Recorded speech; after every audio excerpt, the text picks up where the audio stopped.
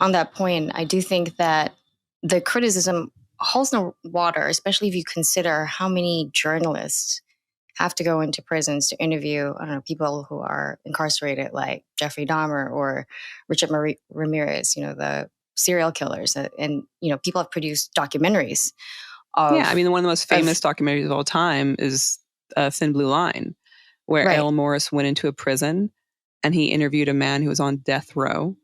And because of that documentary and the man being able to tell his side of the story, Yep. he was then exonerated and put off Yep. death row.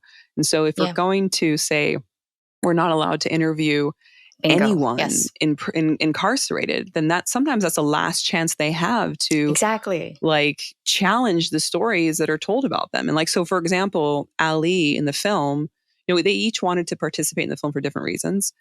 Ali was mostly he was under the shadow of his brother, and his brother was the leader of Al-Qaeda in the Arabian Peninsula, and he was painted with that same brush, and he wanted to tell his own story and be his own individual and have people know that he wasn't his brother. And so if you're saying that he's not allowed to tell his own story, I think that's you're basically doing what was done to them in Guantanamo for 15 years. You're basically silencing them. You're redacting them. They're redacting their side.